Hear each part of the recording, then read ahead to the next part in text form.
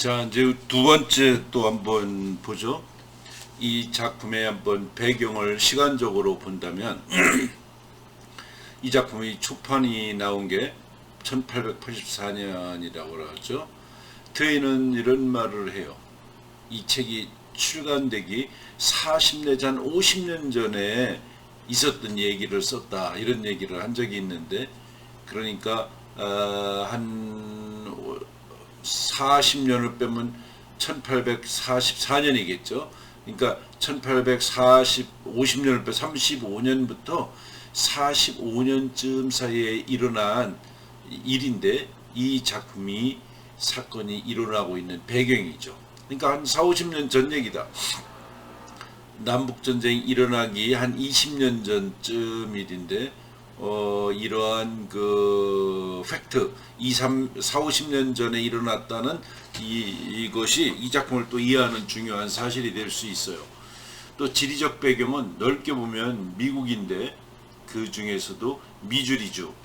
그 미국에 보면 그 미시 세인트루이스에서 저렇게 쭉 내려가는 그 세인트루이스에도 가보면 이렇게 아치형의 큰 문이 있잖아요. 옛날에 서부로 가면서 미시피강을 건너가서 세인트루이스를 이제 서부로 가면서 큰 강을 건너서 거기에 굉장히 축하의 아치를 세우는, 그게 세인트루이스에 있는 거죠.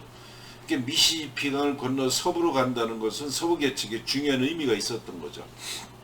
이런 미주리주, 그 중에서도 세인트 피터스버그 지역을 배경으로 삼아서 이 작품의 사건이 발생을 하게 되는 거죠.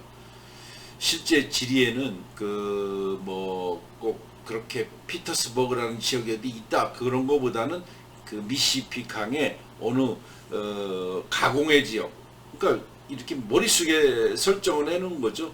허구의 공간이죠. 여기를 설정해 놓고 이 소설을 쓰고 있다. 이거는 뭐 윌리엄 포크너도 그 사람이 이 소설을 쓰는 배경이 있는데, 그게 요크나 파토파라는 거죠. 그죠? 요크나 파토파. 그 요크, 우리나라 보면 민속촌 같이 어느 지역에 자기가 머릿속에 그런 지역을 설정해 놓고 거기에서 일어난 일을 소설로 쓰는 거예요. 남부 아칸소 주에 이르는, 저 미주리에서 아칸소에 이르는 지역이 이 작품의 공간적 배경이다. 실제로 뭐 그런 피터스버그, 뭐 세인트 피터스버그 지역이 있느냐, 그게 아니라 자기가 머릿속에 상상의 공간을 만들어 놓고, 그게 이제 미시피강 쭉 가는 상상의 공간을 만들어 놓고 거기에서 어떤 사건이 벌어진다는 거죠. 우리의 뭐 토지 같은 거, 이런 것도 보면 어느 경상도 어느 지역에서 일어나는 것인데, 실제 동네라기보다는 그런 동네가 있었겠지만 자기 머릿속에 만들어 놓은 것이죠. 자, 그런 작품의 배경이다. 한번 또 보면, 그러니까 이 작품은 이 책이 출간되기 40, 50년 전 얘기고, 공간적으로는 미주리 지역의 어느 허구의 공간에서 일어난 일을 소설의 배경으로 삼고 있다, 이렇게 보면 되겠어요. 그 다음에 이제 플롯인데, 여행의 모티프가 많이 나오죠. 모티프는 뭐예요? 작품에서 사건이나 에피소드가 반복해서 나타나는 걸 말해요. 모티프가 있다. 여행에서 이거 알아두면 좋죠. 작품에서 사건이나 에피소드가 자꾸 반복해서 나타나는 거, 이게 모티프예요. 근데 모티브와는 또 다르죠. 모티브는 동기를 말하는 거죠. 어떤 모티브, 이게 아니라 모티프, MOTIF. 모티프는 모티브하고는 다른 거죠. 모티브는 동기를 얘기하는 것이고, 음악에서도 모티프가 있어요. 그죠? 음악에서도 주악상이 반복되어 나타나는 것을 모티프라고 하죠. 예를 들면 어떤 오페라에서 해적선이 나타나는 게 빠바밤 하고 뭐 이렇게 해적선이 나타날 때 음악에 그 모티프가 있잖아요. 저쪽에 해적선이 나타나면 음악이 빠바밤 하면서 뭐 이렇게 나타나는 거. 와그너의 음악 같은 거, 모티프가 그런 거죠. 와그너의 오페라에 보면 저쪽에서 해적선이 나타날 때 그 어떤 음악의 일정한 패턴이 반복되잖아요. 그죠? 이걸 모티프라고 해요. 어떤 면에서는 작중 인물들이 겪고 있는 그 지리적 여행은 단순히 그 지리를 떠나 심리적인 여행을 나타내기 위한 일종의 메타포. 메타포는 뭐예요? 은유죠. 메타포라고 할 수 있다. 시는 근본적으로 메타포예요. 시는 은유인데 메타포. 아이고 이거 잠깐 학교에서 이걸 찍는데 전화기를 꺼낼 수도 없고 그래서 지금 다시 시작을 하죠. 이렇게 전화 오면 맥이 끊어져. 이제 한참 하다가 여기 메타포 얘기를 했는데 이 메타포는 은유예요. 내 마음은 호수요. 그러면 내 마음을 다른 뭘로 나타내는 거. 이게 메타포예요. 그죠? 내 마음은 호수요. 이게 이제 호수가 하나의 내 마음을 상징하는 거죠. 다른 걸로. 이걸 메타포라고 해요. 자, 어떻게 보면 여기서 이 작중인물 허기 지리 미시피강을 따라서 이렇게 여행하잖아요. 그러니까 이거는 꼭 지리적인 여행일 수 있지만 심리적인 여행도 되는 거죠. 삶에서 어떤 삶에서 다른 삶으로 떠다니는 거죠. 미시피강을 여기서 저기까지 쭉 가면서 못 볼 것도 보고 다른 삶도 보는 것은 어린아이가 여행을 통해서 새로운 삶을 바라보는 거. 어떻게 보면 인생살이 이거인 메타포죠. 미시피 강 남쪽으로 자꾸 내려가는데 남쪽이 노예제도가 있는 거죠. 북쪽이 없는 곳이고 남쪽이 노예제도가 있는 곳으로 자꾸 내려가는데 그런 거죠. 근데 거기 이 허클베리는 이 노예 짐과 함께 남쪽으로 가고 있죠. 올려서 그럴 수밖에 없는 것이 남쪽 강이 남쪽으로 향하니까 둘이 여행을 하는데 뭐 위로 노를 타고 막 거꾸로 가기도 그러니까 흘러가는 쪽으로 가게 되죠. 그렇지만 두 사람 모두 자유를 찾아가는 것이라고 볼 수 있어요. 하나는 가정에서 떠나서 하나는 노예가 집에서 나와가지고 모두 자유를 찾아 떠나는 여행이죠. 짐에게 자유는 신체적인 자유를 의미하는 거죠. 자신의 주인인 왓슨 부인이 자기를 팔려고 하는 걸 엿듣고 도망가는 거죠. 결국 짐한테는 남쪽으로 가는 것은 육체적 자유를 찾아가는 거라고 볼 수 있어요. 근데 여기 허클베리핀의 헉은 아버지가 돈을 못 벌죠. 톰스의 모험을 보면 동굴에서 돈자루를 발견하잖아요. 또 그걸 돈자루를 발견하는데 그걸 나눠서 은행에 이제 저축을 하죠. 또 판사에게 맡기기도 하고. 그런데 돈 못 버는 아버지가 찾아와서 그걸 빼앗으려고 하고 때리고 그러죠. 그러니까 아버지로부터의 도피. 둘 다 도피이지만 짐과는 또 다르죠. 짐은 노예니까 짐은 노예로부터 주인으로부터 도망쳐 나오는 것이고 여기는 아버지로부터 도망쳐 나오는 거예요. 혹은 형이상학적인 정신적인 자유. 문명사회의 학대. 학교가 다니기가 너무 싫은 거죠. 양자가 되니까 옷도 입어야 되고 목욕도 자주 해야 되고 숙제도 해가야 되고 밥을 먹을 때 기도도 해야 되고 자유롭게 자란 허객에는 그것들이 모두 아주 고통으로 작용하죠. 그런 의미에서 허클베리핀은 또 문명으로부터의 해방이라고도 볼 수 있고 그렇다. 그 짐은 노예 제도로부터의 탈출이라고도 볼 수 있고 둘 다 배를 타고 새로운 삶으로 여행하는 것이라고도 이 소설은 볼 수가 있죠. 자, 그러니까 이 작품의 주제는 어느 쪽으로 보느냐에 따라서 다양할 수가 있어요.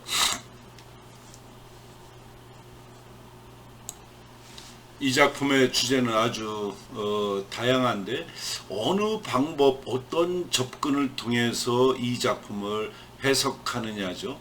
그러다 보니까 주제는 어느 쪽으로 바라보느냐예요. 그 주제는. 그러니까 어떻게 이 작품을 해석하느냐, 어떤 물체를 위에서 보느냐, 옆에서 보느냐, 밑에서 보느냐, 다양한 모습으로 볼 수 있죠. 그래서 주제는 원래 다양한 건데, 문학 텍스트라는 건 어떤 시대에 읽느냐에 따라 그 의미가 달라질 수가 있어요. 예전에 경영학을 하는 뭐 우리 학교 말고 어느 대학 교수가 저보고 그래요. 영문과에서는 아직도 셰익스피어를 가르치느냐고 그래서 속으로는 참 저 사람 무식하다 이런 생각을 했어요. 왜냐하면 그 시대에 따라서 셰익스피어의 작품을 읽는 사람의 느낌이 시대에 따라 달라질 수가 있는 것이죠. 르네상스 시대, 이 1600년 초에 셰익스피어가 극들을 몇십 년 동안 썼는데, 셰익스피어가 뭐 59에 죽은 거 아니에요?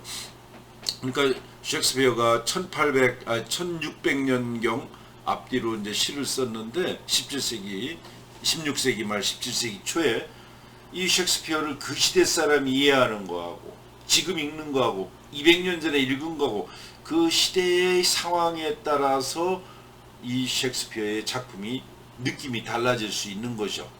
그래서 르네상스 시대의 셰익스피어를 읽는 것과 지금 읽는 것은 달라질 수밖에 없죠. 문학은 수학과 달라요. 딱 1 더하기 1은 2다 딱 공식이 있는 것이 아니라 그때그때에 따라서 느낌이 달라질 수 있죠. 시대마다. 또 어떻게 보면 독자마다 자기가 처한 상황마다 또 비평가마다 해석을 달리 할 수가 있어요. 그래서 이거는 딱 이렇다 이렇게 볼 수가 없는 거죠. 예를 들면 위대한 작가라고 하는 것은 그 위대한 작가를 산에 비유한다면 그 산 정상에 이르는 길이 고속도로 하나밖에 없어. 그러면 재미가 없죠. 그 산은, 그죠? 누가 올라가려고 그러겠어. 길이 딱 하나밖에 없는 산은 재미없어. 그러나 루트가, 정상에 올라가는 루트가 수없이 많아. 오솔길도 있고 산책길도 있고 고속도로도 있고 또는 뭐 지방 국도를 타라 중간까지 가서 걸어, 뭐 옛날에 지금 지리산의 정상에 가는 방법이 많잖아요. 이쪽에서 가고 저쪽에서 올라가고. 근데 올라가는 길이 하나밖에 없어. 그럼 재미없죠. 그러니까 위대한 작가는 그 산으로 얘기한다면 올라가는 등산 루트가 많은 게 위대한 작가예요. 또 언제 올라가느냐 사람마다 다 다르죠. 그래 문학은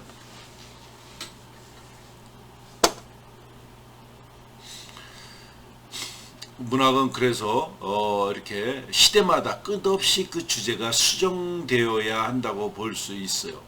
우리 한국 사람이 읽는 이 책의 허클베리 핀의 의미는 미국 사람이 읽는 것과 또 다를 수 있죠. 공감하는 부분도 있을 수 있지만 또 다를 수도 있는 것이죠. 그래서 위대한 작품은 시대마다 다시 읽어야 한다고 하죠. 테리 이글턴이라는 유명한 사람이 있어요. 지금도 살아있어요. 옥스퍼드 대학에 있는 사람인데 문학 비평도 하고, 이 테리 이글턴은 문학 이론이라는 책, 이 사람 꼭 알아둬야 돼요. 테리 이글턴 아주 막스 비평주의자죠. 막스주의자. 막스 비평이인데 테리 이글턴이라는 사람이 그런 말을 했어요. 어렸을 때 읽은 작품이 성인이 되어서 읽었을 때는 또 그 의미가 다르다. 기죠? 어렸을 때 읽었을 때는 참 재밌었는데 우리가 어떤 작품을 어렸을 때 읽었을 때는 굉장히 만화처럼 재미있게 읽었는데 나이 먹어서 읽으니까 저게 정치적인 어떤 풍자였다 이렇게 읽을 수가 있는 거죠, 그죠? 그래서 그 접근 방법도 작품에 따라서 다양해질 수가 있어요. 위대한 작품은 그렇다는 거죠. 근데 작품이 하나밖에 없어. 그러니까 작품의 해석 방법이, 예를 들면 지금 해밍웨이가 참 문학 비평 노벨 문학상도 탁월했는데 옛날에는 해밍웨이가 다양한 방법으로 많이 읽혀졌어요. 근데 지금은 그 다양한 방법 몇 개 말고는 뭐 주제가 너무 좀 뻔한 느낌이 들어서 연구하는 사람이 없어요, 요새는.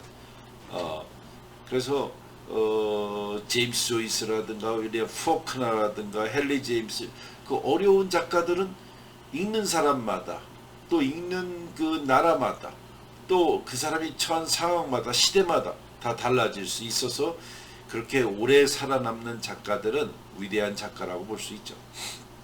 자, 그래서 최인훈 선생 얘기를 내가 했는데, 여기 최인훈 선생은 내가 보기에는 우리나라 소설가 중에는 가장 정상에 있는 아주 대단한 작가라고는 생각해. 노벨상을 받을 수 있는 우리나라의 유일한 작가가 아닐까 하는 정도로 우리나라 작가로 친다면 제일 큰 작가라고 보죠. 이문열은 뭐 중학생이라면 최인훈 선생은 아마 대학원 박사과정에 있는 사람이 아닐까 하는 싶을 정도로 큰 작가라고 볼 수 있죠. 그러다 보니까 최인훈 선생의 작품은 다양하게 읽을 수 있는데, 이 사람의 마지막 작품이라고 할까, 화두, 이런 건 굉장히 뭐 제임스 조이스의 율리시즈 비슷한 게 아닌가 하는 싶은 생각도 있어요.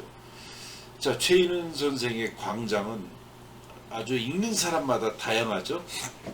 뭐 몇십 년 된 작품인데 이 사람이, 최인훈 선생이 이 작품을 여러 번 개작했어요. 새로 바꿔 쓰고 했는데, 한번 여러분들도 시간 나면 이 역사적 상황 속에서 공산주의와 자유주의 중에서 어디 택하지 못하고 제3국을 택하는 이런 광장의 이야기, 50년대 읽는 거하고 지금 다르죠.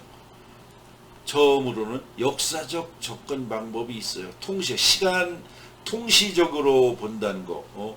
통시적으로 보는 때, 옆으로 쫙 시간적으로 볼 때 시간의 흐름을 따라서 문학 텍스트가 어떻게 변해왔는가.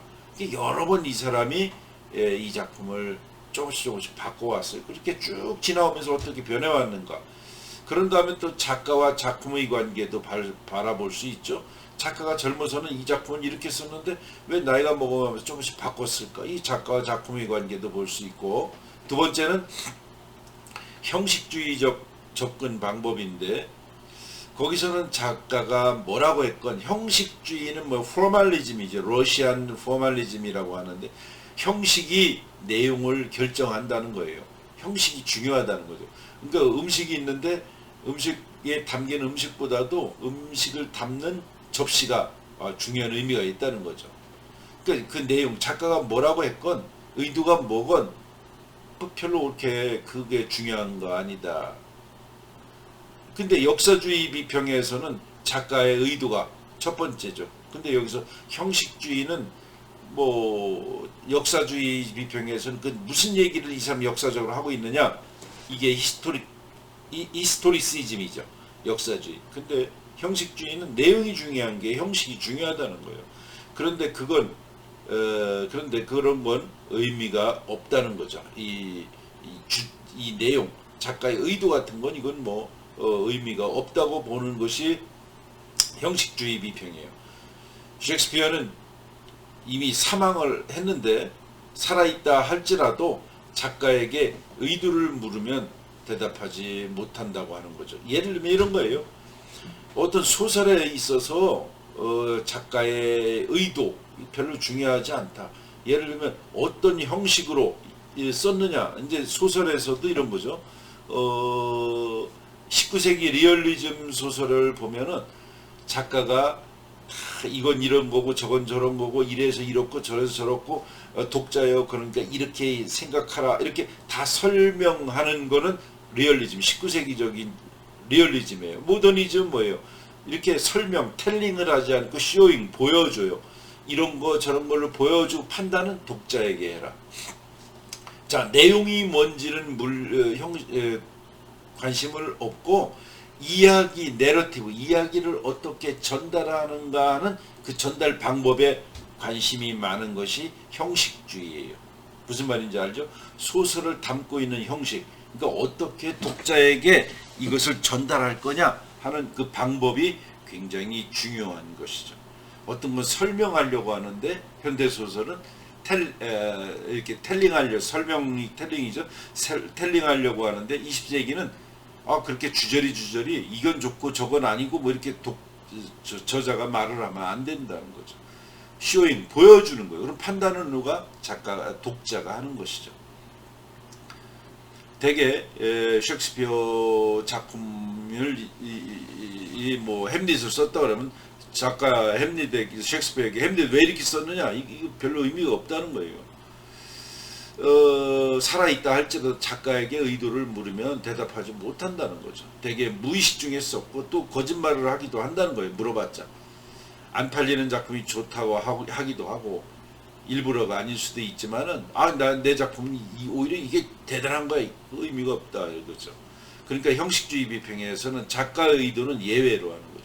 그러니까 작가가 나는 이렇게 썼어 저렇게 썼어 이 작품이 내 것 중에 중요한 거야 이렇게 작가의 의도가 중요한 게 아니고 하나의 작품을 형식주의에서 딱 분석을 해가지고 이건 무슨 의식의 흐름의 비법 저거는 무슨 뭐 쇼잉의 기법 이렇게 다 형식을 분해해서 이 작품은 아주 명작이다.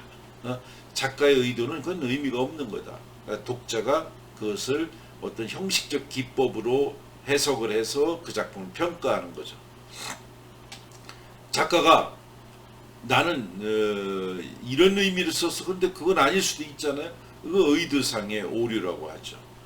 근데 이런 것도 또 있지. 독자가 이 작품을 읽고 이렇다 이렇게 했는데 독자의 오류도 있는 거죠. 뭐 그건 오류가 있을 수 있어요.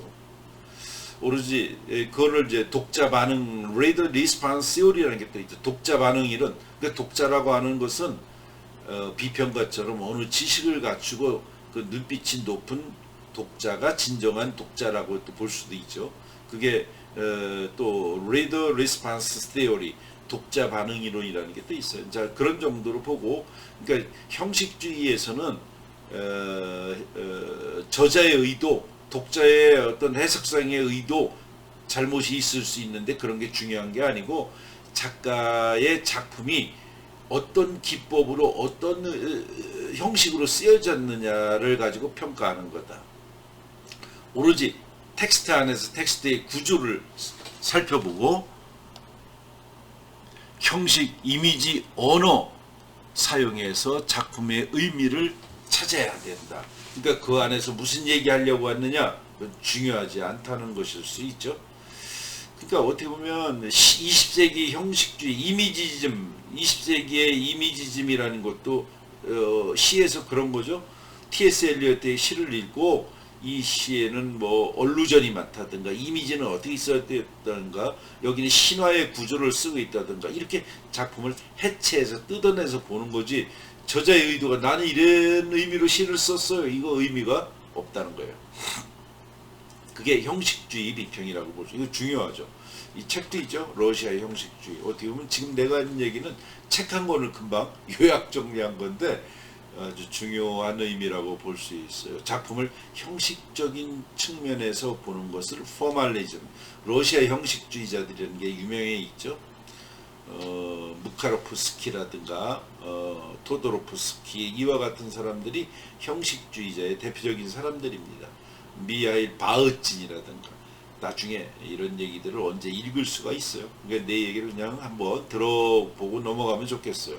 세 번째는 사회학적 비평 방법이라고 해서 문학 작품은 역사적인 공간 또 사회적 배경에서 태어나는데 사회적 맥락에서 텍스트를 읽어야 한다는 거예요. 어느 작품은 그 시대와 다 관련이 있는 거 아니에요? 그 시대와 관련 없이 그냥 머릿속에 상상으로 쓸 수도 있겠지. 그건 의미가 없다는 거지.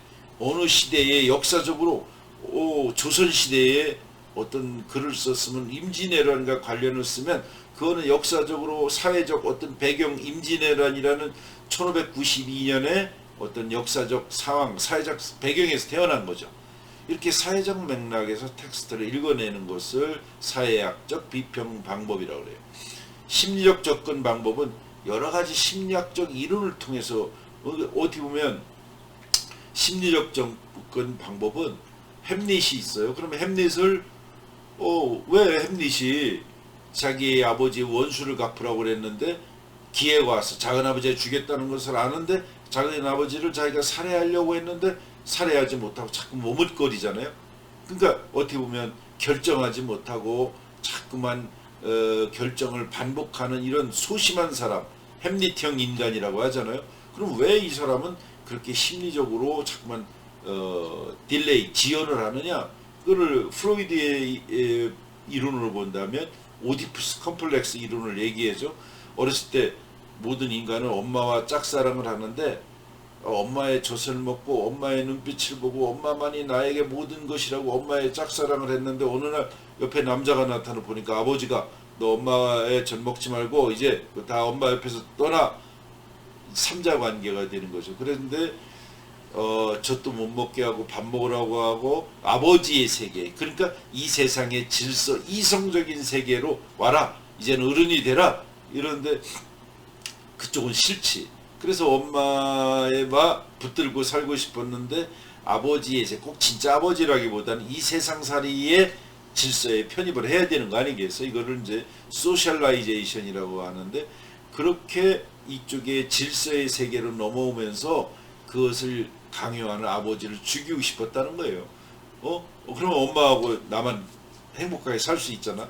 그랬는데 아버지가 캐스트레이션, 거세시키겠다는 아버지의 협박 속에서 엄마를 포기하고 아버지의 세계로 온다는 거예요. 그런데 무의식 중에는 아버지를 죽이고 싶은 생각이 든다는 것이지. 근데 그게 저 무의식에 가라앉아 있었는데 지금 그 한때 내가 해치우려고 했던 아버지를 작은 아버지가 죽였으니까 조금 고마운 느낌이 들어서 천천히 아버지의 원수를 갖게 됐다는 거. 이게 이제 프로이드가 또 읽어내는 심리적 접근 방법이에요. 자, 구주주의라든지 최근에 포스트 구주주의도 다 그러한 여러 가지 방법을 쓰는 것이죠. 이 작품은 이렇게 여러 가지로 읽을 수도 있다. 그러니까 이 작품은 어떻게 보면 폭넓은 어프로치, 그러니까 지리산처럼 뱀사골로도 갈 수 있고 저 뒤로도 올라갈 수도 있고 수많은 오솔길이 나 있는 아주 큰 작품이라고도 볼 수 있겠죠. 어떤 막시스트는 모든 작품을 그런 시각에서만 읽어요. 이 얘기는 뭐냐면 좌파 비평가가 있어. 어느 좌파 비평가가 있는데 막시스트는 있는데 다 이 세상을 가진 자와 못 가진 자, 이 세상을 혁명으로 하고 엎어야 되는 거, 이런 식으로만 그 작품을 해석할 수가 있다는 거죠. 그러나 그렇게만 보면 안 되죠. 김소월의 진달래를 분석하면서 혁명을 이끌어내는 정신이 이 안에 있다, 이렇게 읽어내는 사람도 있잖아요. 그러나 이렇게만 보면 안 되는 거죠. 마찬가지로 형식주의도 또 모든 작품을 이렇게 분석을 해서 다 걸러내 가지고 이거는 저자의 의도가 이렇고 저건 저자의 의도가 있고 이거는 이런 얼루전이 있고 이렇게만 볼 수는 없죠.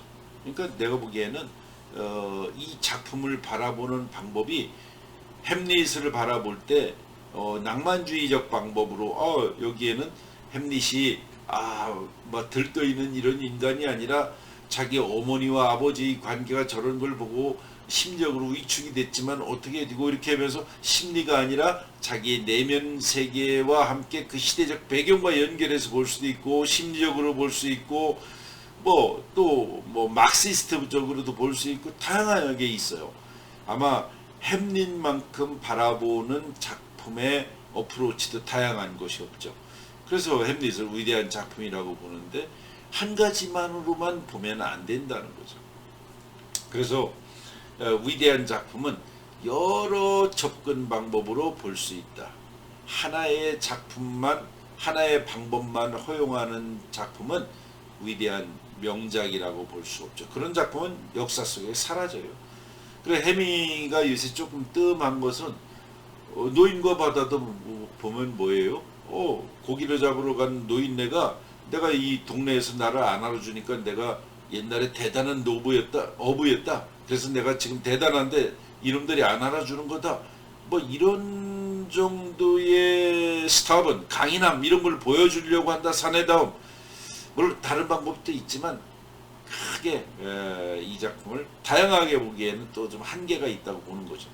그래서 요새는 해밍이가 이제 그런 남성다움의 상징 같은 것을 썼기 때문에 조금 인정을 옛날만큼 못 받고 있다고 볼 수 있겠어요. 자, 그래서 다시 원위치 돌아가면 이 작품은 다양한 이런 방법으로도 읽을 수가 있다. 근데 이제 그 방법 중에서도 이 작품 여기 보면 인간의 형제를 그린다. 어떻게 보면 이 헛과침이 배를 타고 내려가면서 어떤 인간의 흑인과 백인이지만 사회 동포적인 인간애를 그리고 있다고 볼 수 있겠죠. 시간이 돼서 여기서부터는 또 다음 시간에 볼게요.